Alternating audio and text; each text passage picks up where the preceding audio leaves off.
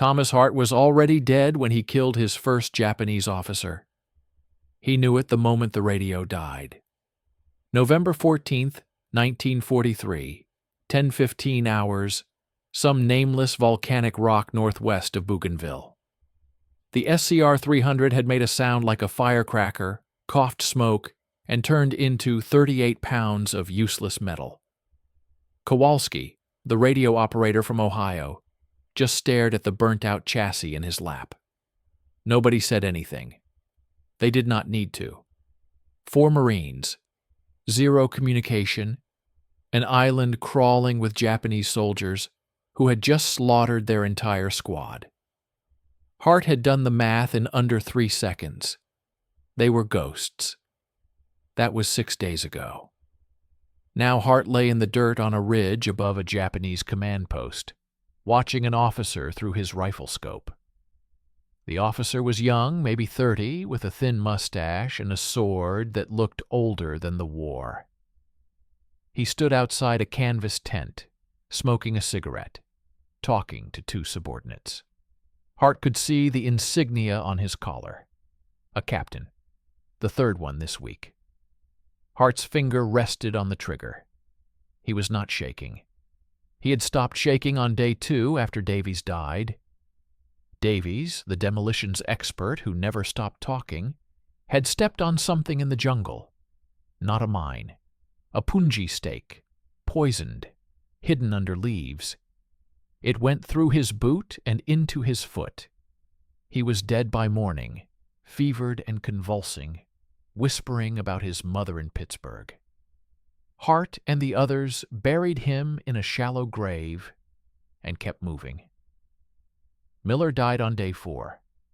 Miller, the 19-year-old kid who clicked his rifle safety on and off when he was nervous. They had been trying to reach the beach to signal any passing Allied ship. They made it halfway when a Japanese patrol spotted them.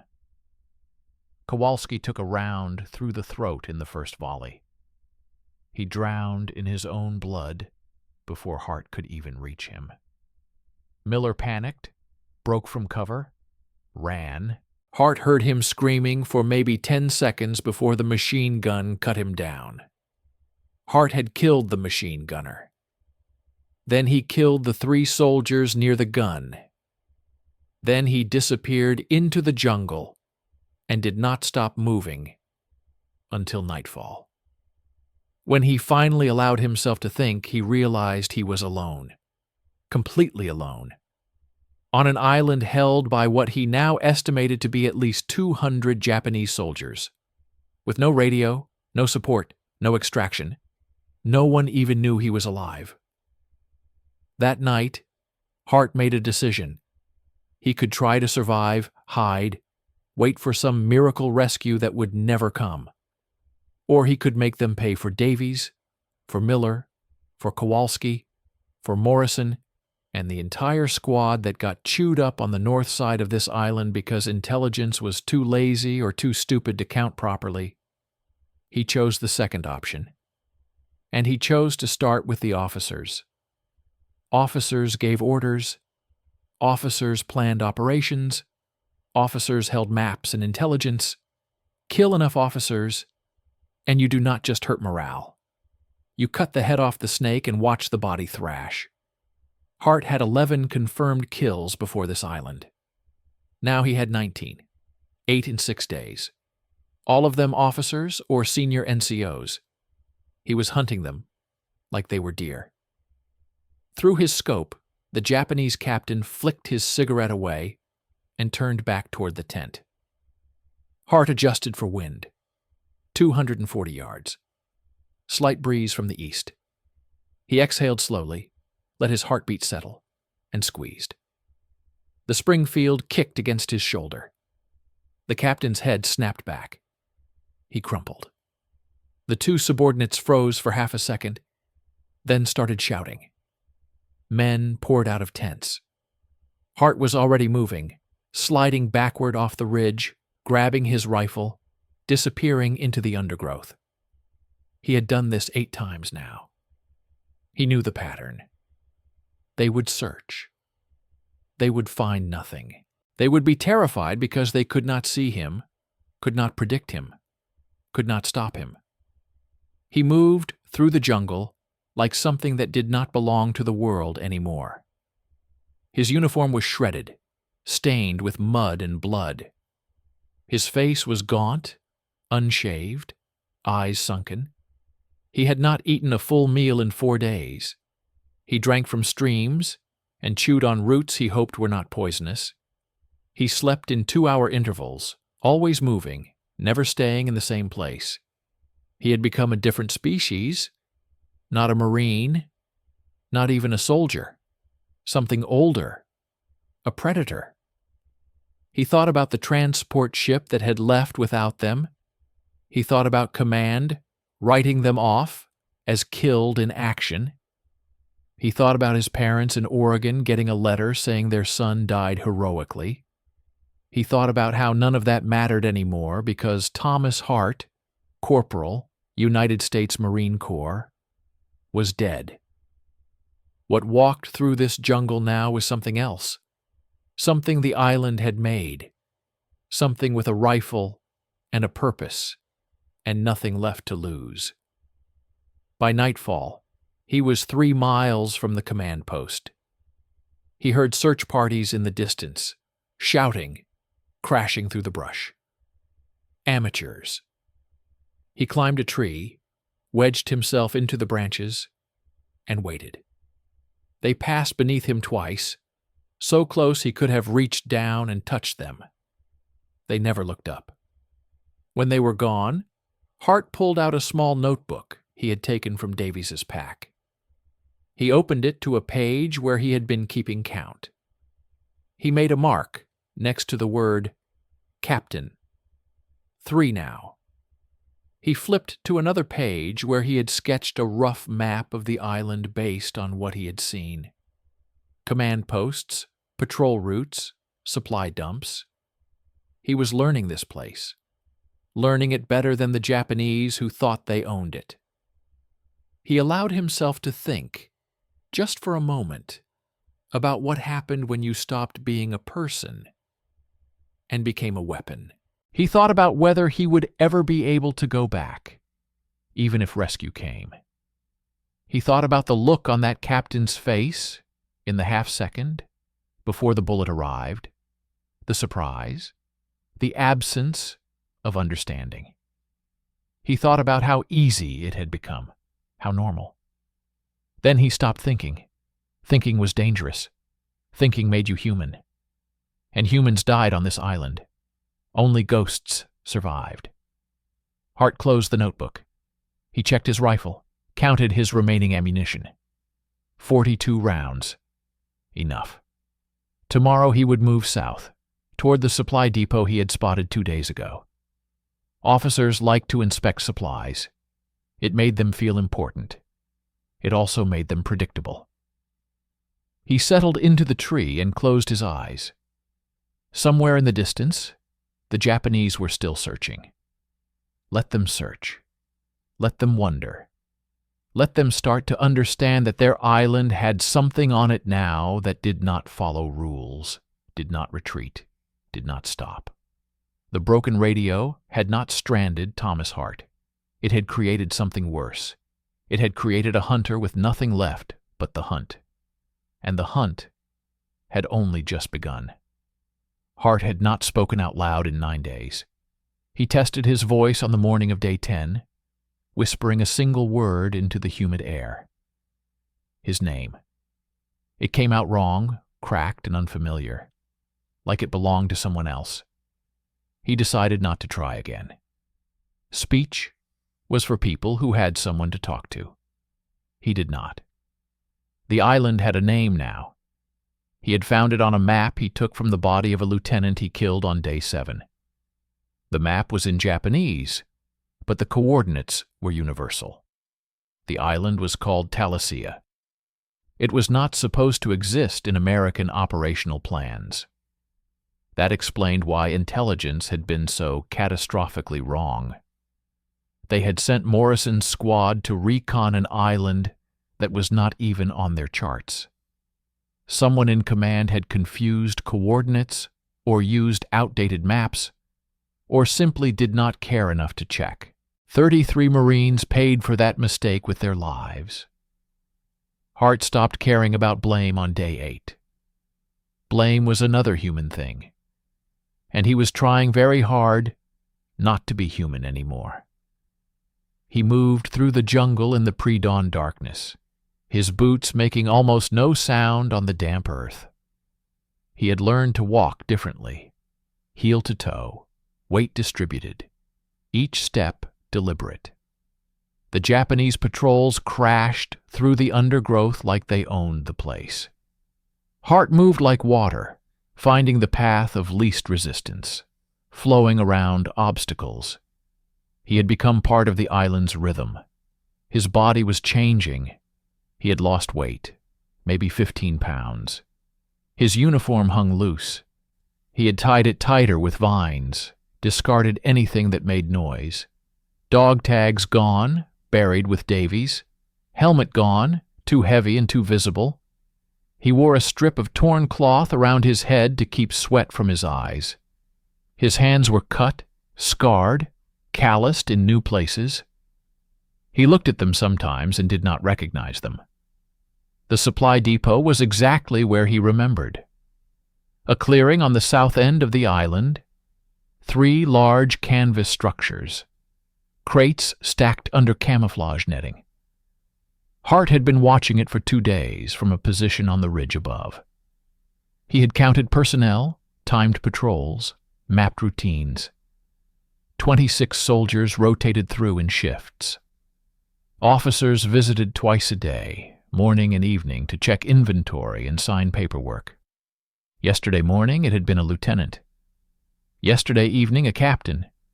Both predictable. Both dead now.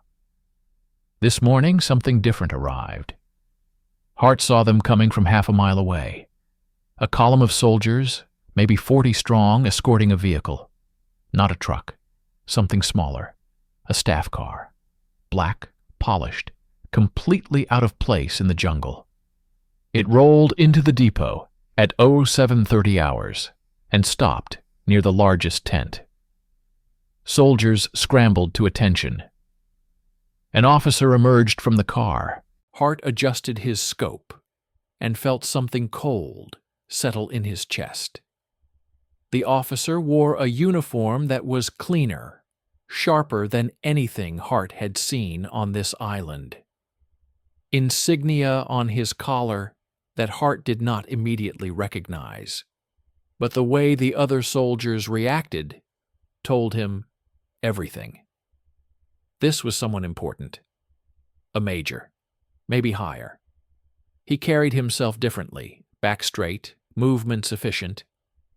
He inspected the depot with the kind of attention that suggested he actually knew what he was looking at. Hart watched him for 20 minutes. The officer examined crates, spoke to subordinates, reviewed documents spread on a folding table. He was not just visiting.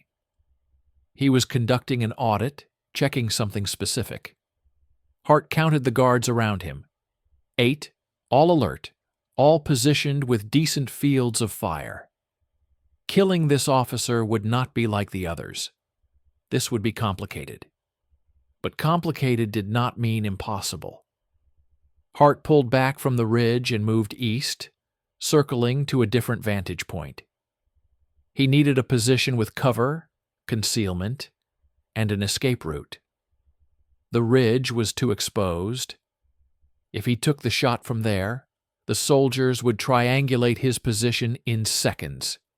He needed somewhere they would not expect. He found it 30 minutes later, a rocky outcrop 200 yards southeast of the depot, partially hidden by a fallen tree and dense ferns. The angle was poor, shooting slightly uphill, but the cover was excellent. More importantly, behind the outcrop was a ravine that led down to a stream. From there, he could disappear into the thickest part of the jungle before they organized a pursuit. He settled into position and waited. The officer was still at the depot, still inspecting. Hart watched him through the scope, studying his movements, looking for patterns. The man was disciplined. He did not smoke, did not relax, did not give Hart an easy opening. The guards stayed close, rotating positions every 10 minutes. Professional. An hour passed, then 2. The sun climbed higher, turning the jungle into a furnace. Hart ignored the heat, ignored the insects crawling on his skin, ignored the thirst that had become constant. He had learned to ignore everything except the target. At 10:45 hours, the officer moved away from the cluster of guards. He walked toward the edge of the clearing, examining a stack of fuel drums. For just a moment, maybe 5 seconds, he was isolated. Not alone, but separated enough. Hart did not hesitate. The Springfield cracked. The officer spun and fell. The guards erupted into chaos, shouting, running toward the fallen man. Hart was already moving, sliding down the backside of the outcrop, dropping into the ravine. He heard gunfire behind him, random and panicked, rounds snapping through the trees nowhere near his position. They did not know where he was. They were shooting at ghosts. He reached the stream and followed it north for a quarter mile, moving fast but controlled. Then he cut west, climbed out of the stream bed, and went to ground in a thicket of bamboo.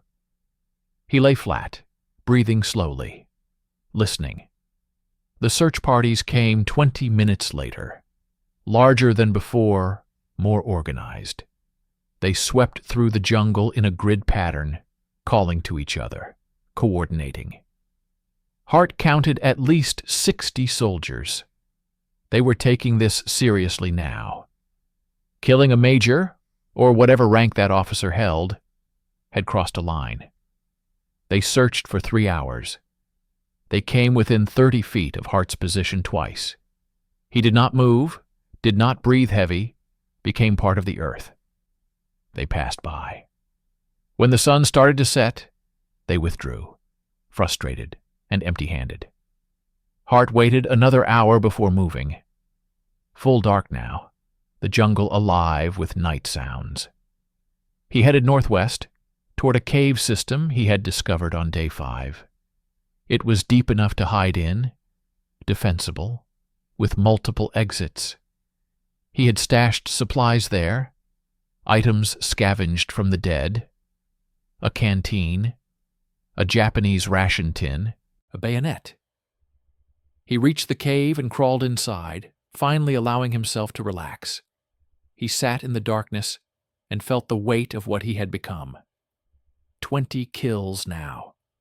20 Japanese soldiers who would never go home. He tried to feel something about that. Guilt, satisfaction, anything.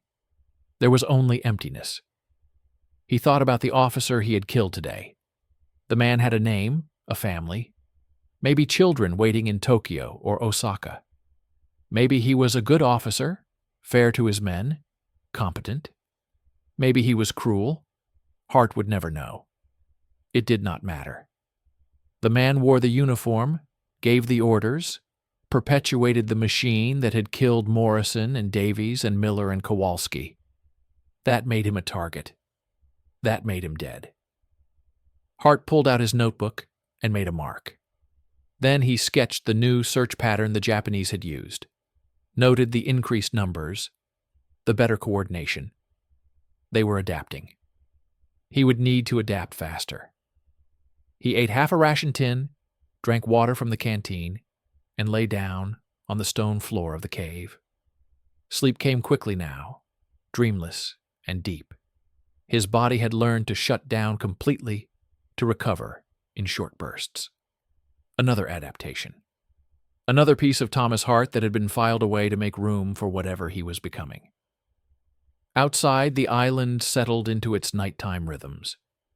Frogs calling, insects buzzing, the distant sound of waves against rocks.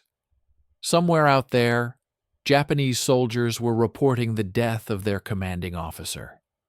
Somewhere out there, men were afraid of the jungle, afraid of the unseen enemy who struck without warning and vanished like smoke. Good. Let them be afraid. Fear was a weapon, just like the rifle, and Hart had plenty of both. On day 17, Hart realized he was being hunted. Not by patrols, not by search parties, by something more deliberate. Someone who understood what he was doing and was trying to stop him. It started with small things. A tripwire that had not been there the day before, stretched across a trail Hart had used 3 times. He spotted it, because the vine was too straight, too new.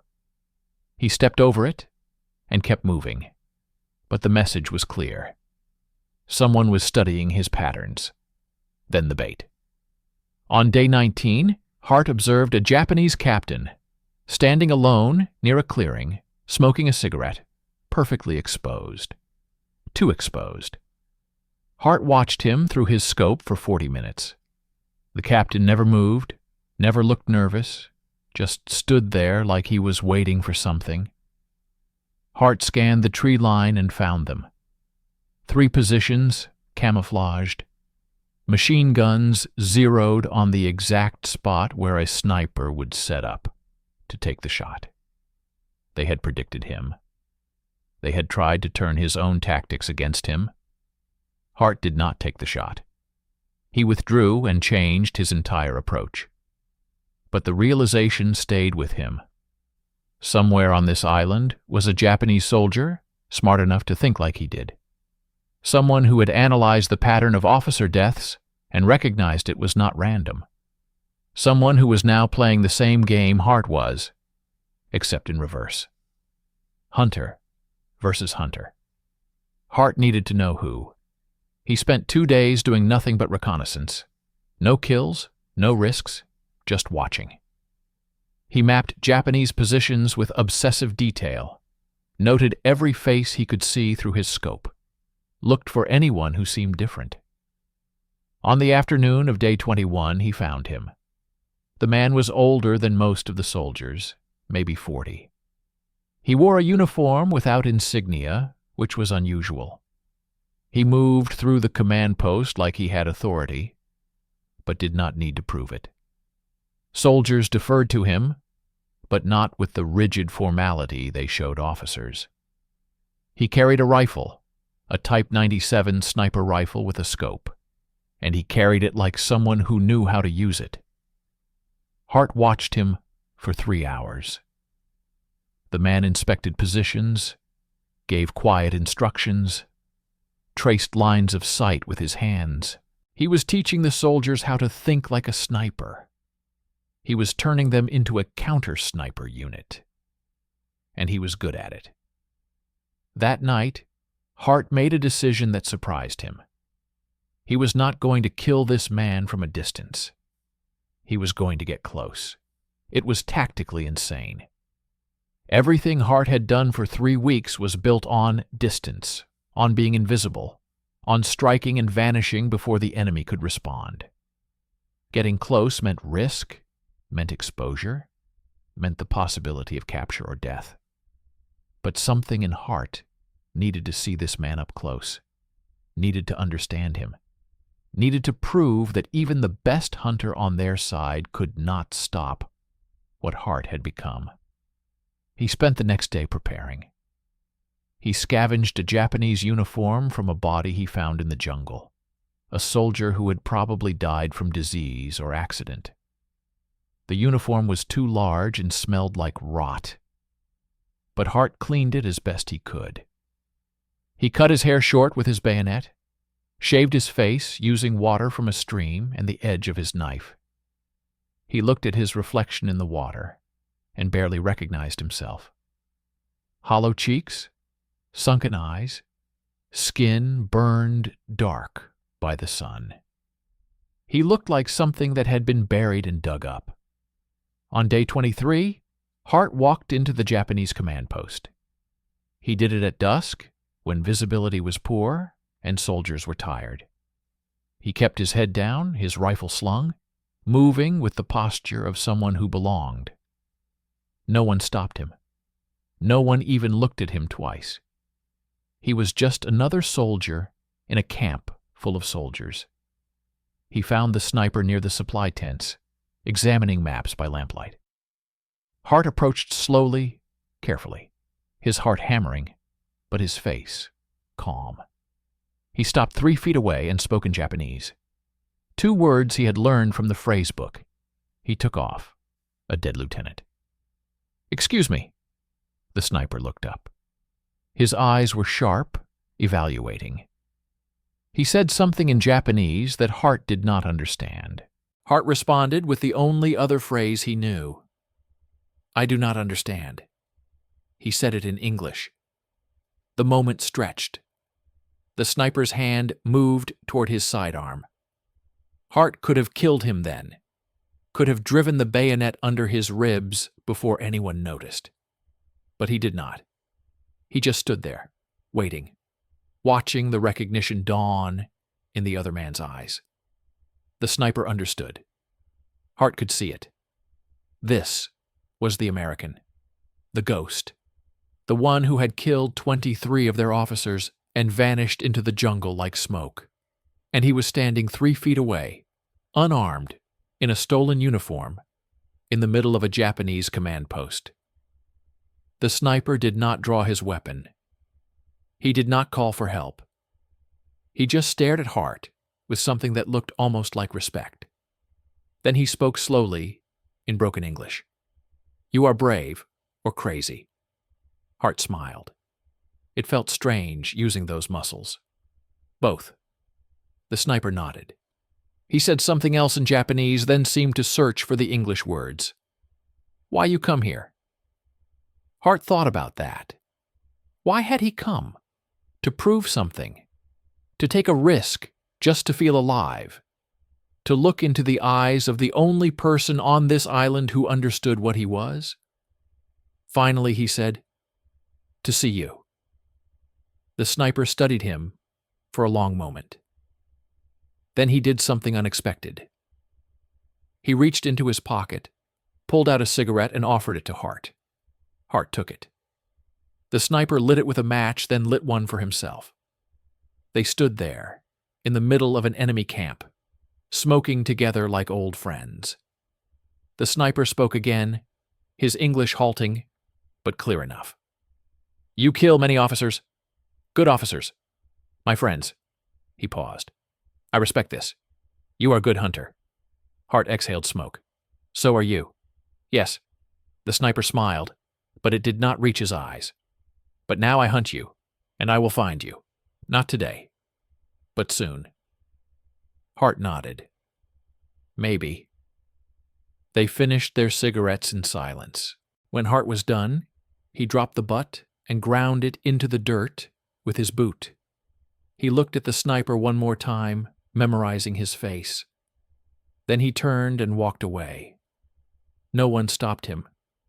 He walked through the camp, past soldiers eating dinner, past guards at their posts, past officers huddled over maps.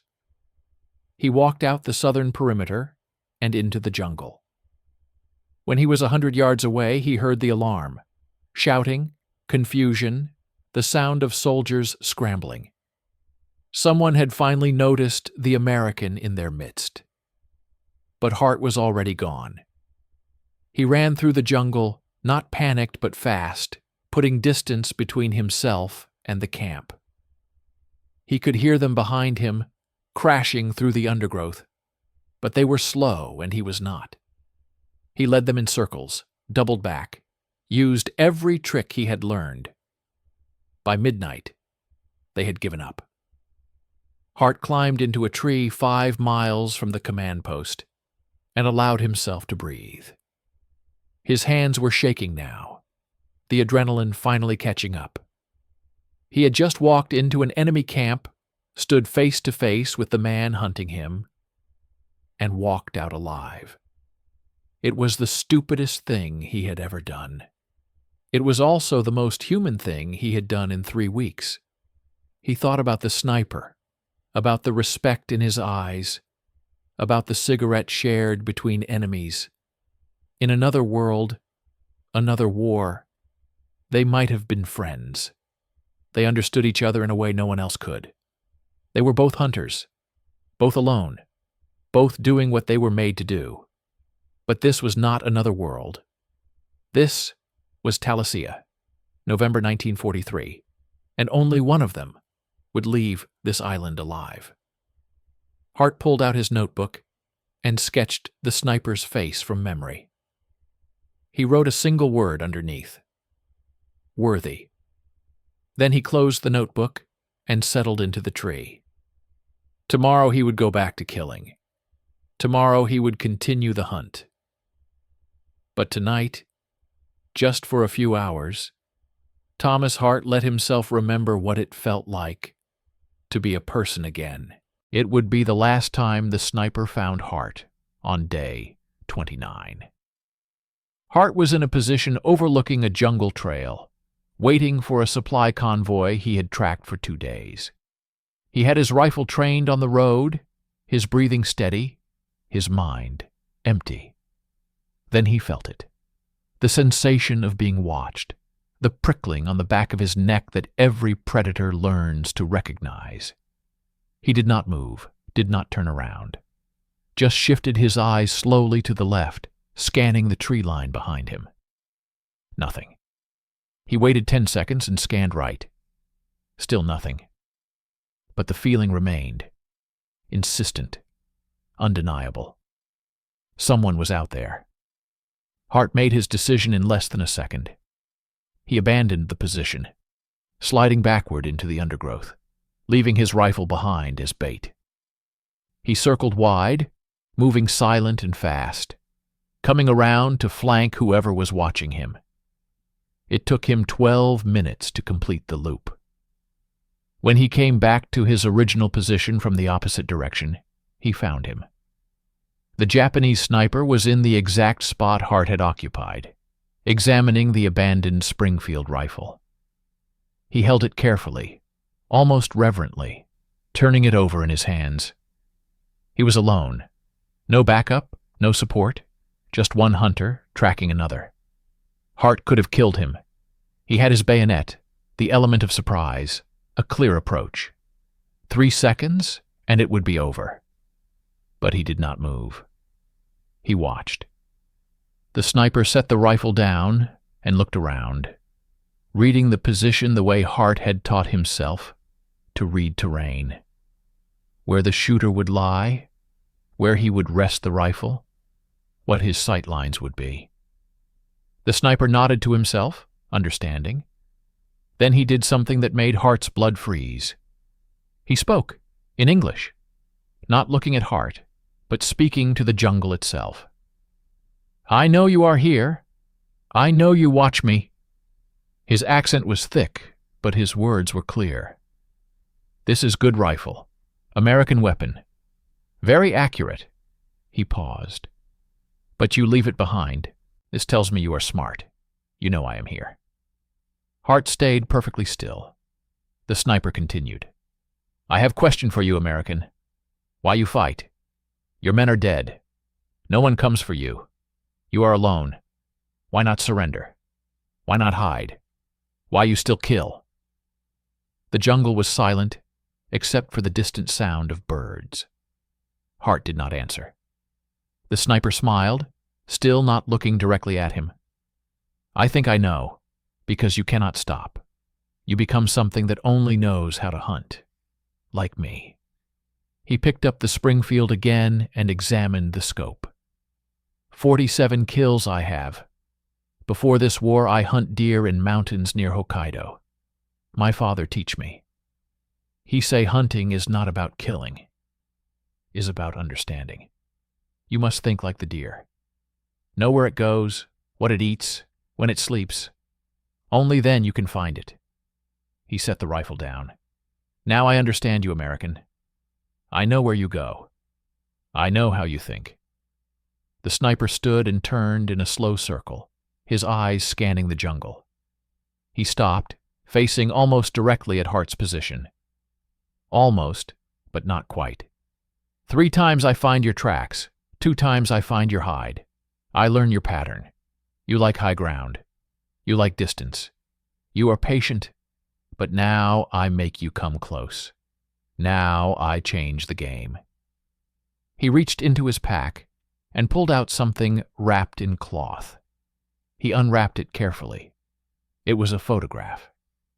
Even from 30 feet away, Hart could see it was a picture of American soldiers. He could not make out details, but the implication was clear. Prisoners. The sniper placed the photograph on top of the Springfield rifle and weighted it down with a rock. "Tomorrow," the sniper said, "we bring prisoners to command post. Officers want to ask questions. Maybe torture. Maybe kill. You have friends? Maybe they are here." He paused. "Or maybe this is lie. Maybe no prisoners. Maybe this is bait to make you come." He smiled. "Only one way to know." The sniper picked up his own rifle and started to walk away. Then he stopped and spoke one more time. "You are good hunter, American. Best I ever track. But I am better. Because I have patience you do not have, you must kill. This makes you predictable. Tomorrow, you will come to save your friends. And I will be waiting." He walked down the trail and disappeared into the jungle. Hart stayed frozen for another 5 minutes. Then he moved to the position and picked up the photograph. His hands shook as he looked at it. 3 American soldiers, haggard and beaten, sitting against a wooden post. He did not recognize their faces. The photograph was old, creased, probably from a different campaign entirely. It was bait, just like the sniper said. But what if it was not? What if there were prisoners? What if Morrison had survived, or some of the others? What if they had been captured instead of killed? Hart had assumed everyone was dead because it was easier than hoping. But what if he was wrong? He crumpled the photograph and threw it into the brush. It did not matter. Prisoners or no prisoners, he could not go to the command post. It was suicide. The sniper would be there, and an entire garrison, all waiting for him. It was the perfect trap. Hart looked at his Springfield rifle lying in the dirt. Then he looked at the trail, where the sniper had vanished. He thought about the last 29 days, about what he had become, about the score he had been keeping in his notebook. 31 kills now. All officers, all carefully selected, all part of a mission that had stopped being about survival and started being about revenge. But revenge against what? Against the Japanese for killing his squad? Against command for sending them here? Against himself for surviving when everyone else died? He did not know anymore. He picked up his rifle and checked it. The sniper had not damaged it, had not even adjusted the scope. A sign of respect, maybe. Or a sign that he was so confident in his trap that he did not need to sabotage Hart's weapon. Hart slung the rifle across his back and started moving. He did not go back to his cave. He did not go to any of his usual positions. He went somewhere new, somewhere he had never been. A ridge on the western side of the island, overlooking the ocean. He climbed to the top and sat on a rock, watching the sun set over the water. For the first time in weeks, Hart let himself think about home. Oregon, the mountains, his father teaching him to shoot when he was 12, the way the forest smelled after rain, his mother's voice calling him in for dinner, college before the war, a girl named Sarah, who said she would wait for him. Everything that belonged to Thomas Hart, the person he used to be, that person was gone. Hart knew it. Somewhere between Davies dying and Miller screaming and Kowalski choking on his own blood, Thomas Hart had stopped existing. What remained was just a function, a weapon the island had forged from pain and isolation. And now that weapon was being asked to walk into a trap for the slim possibility that someone worth saving might still be alive. Hart laughed. It was a bitter sound, hollow. The sniper was right. He could not stop. Even knowing it was a trap, even knowing he would probably die, he was already planning how to do it. How to get into the command post. How to verify if prisoners existed. How to kill the sniper if he got the chance. It was insane. It was exactly what the enemy expected. It was the only choice he had left. He pulled out his notebook and opened to the page with the sniper's face. He looked at the sketch, at the word "worthy" written underneath.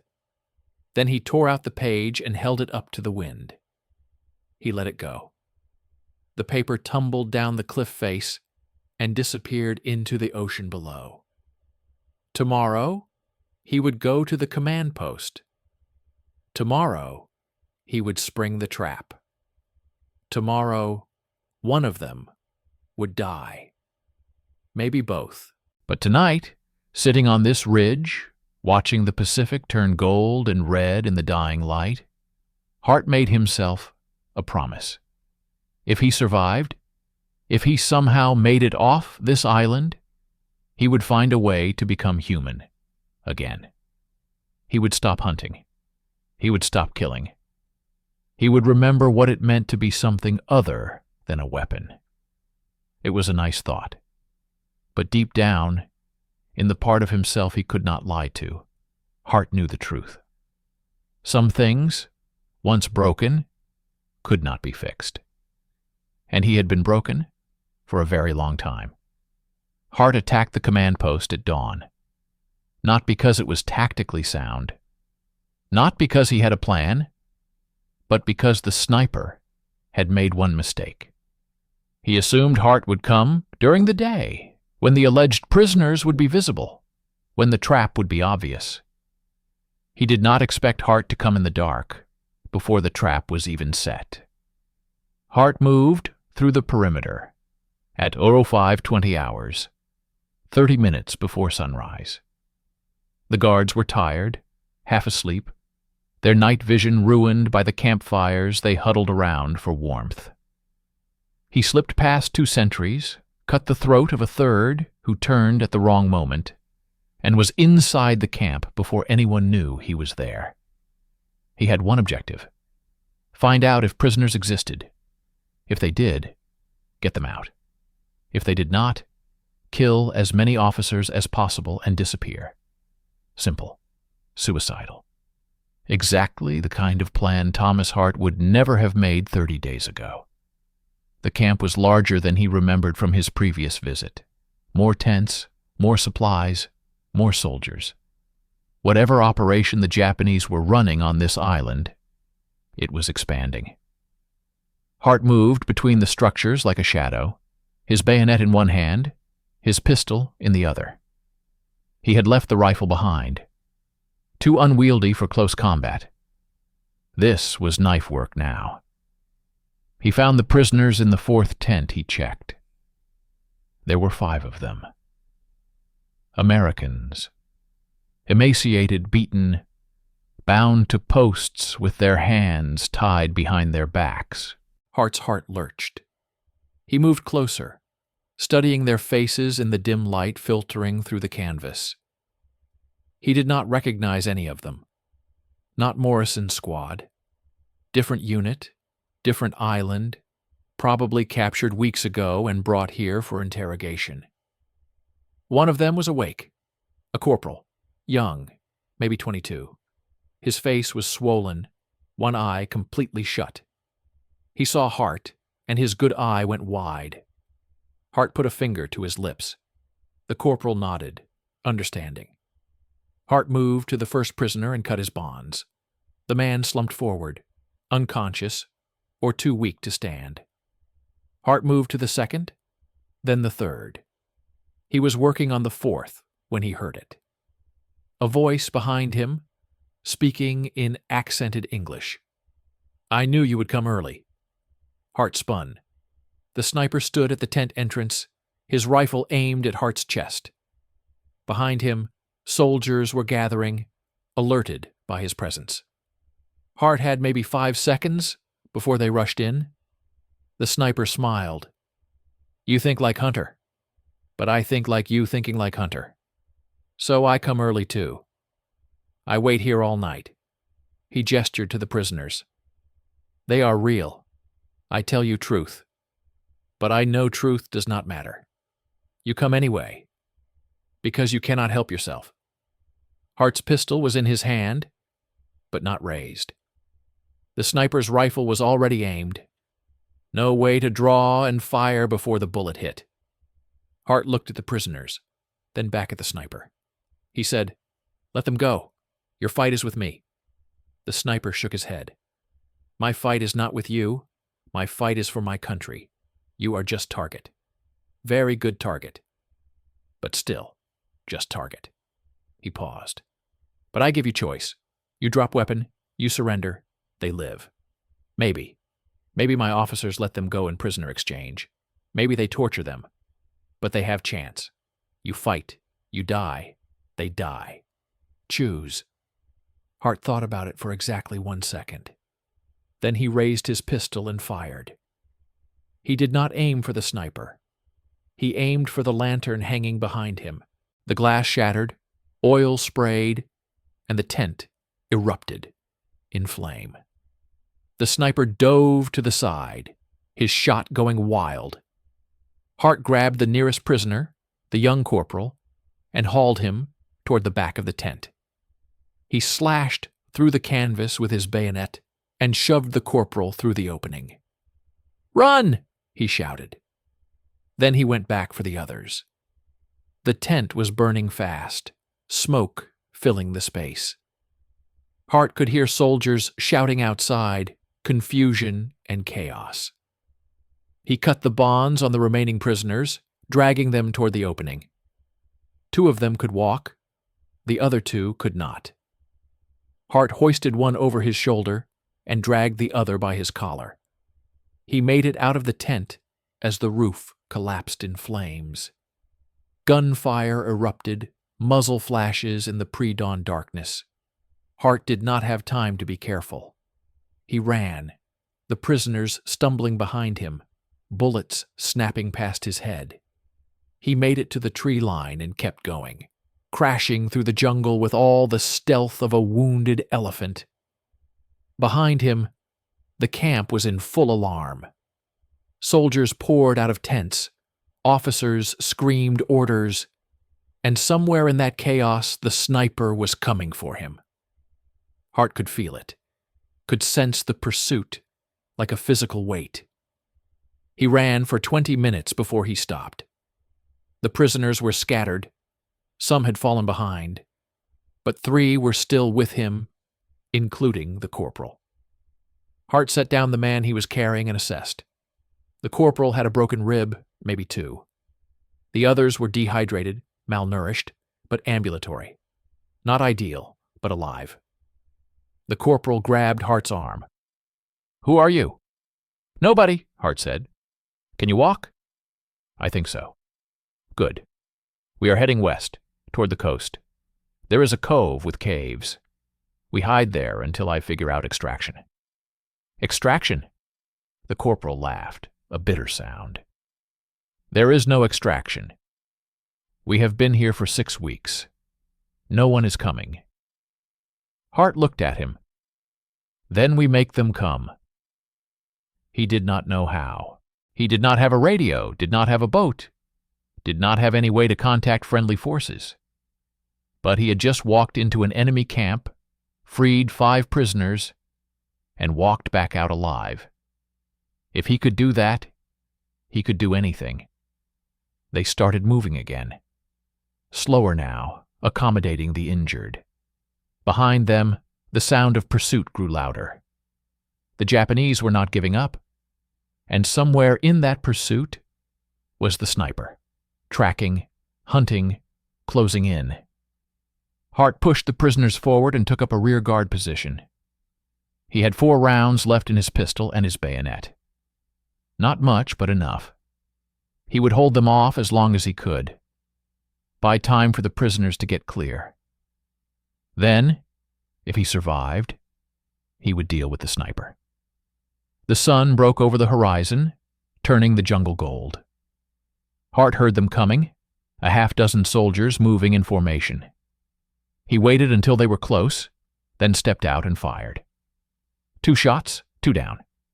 The others scattered, returning fire.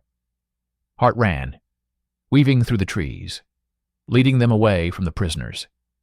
He ran for another 10 minutes, then went to ground in a thicket. The soldiers passed by, still searching.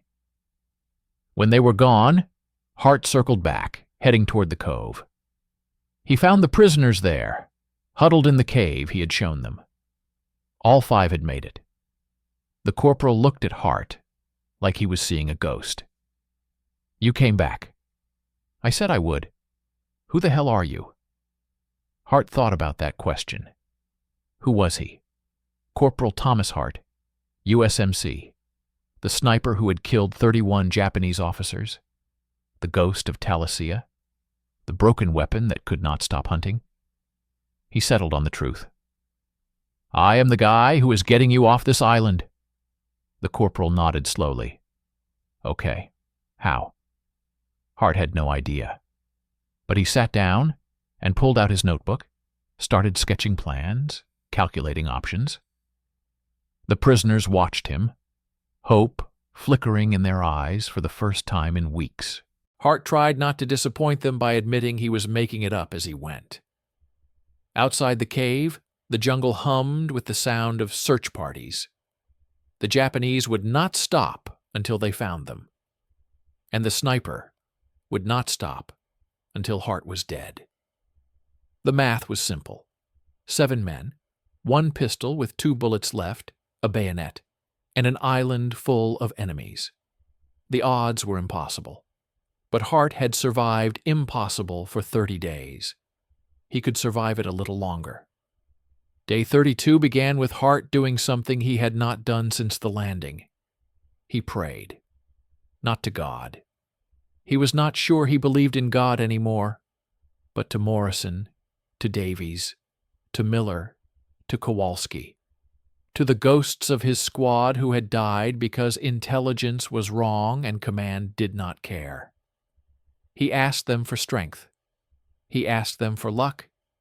He asked them to help him save 5 men he did not know, so that their deaths would mean something. The ghosts did not answer. But Hart stood up anyway, checked his weapons, and started planning the most insane operation of his life. He was going to steal a Japanese radio. He was going to call for help. And he was going to get these men home. Or die trying. Probably die trying. But that was fine. Thomas Hart had been dead for 32 days. Whatever happened next would just make it official.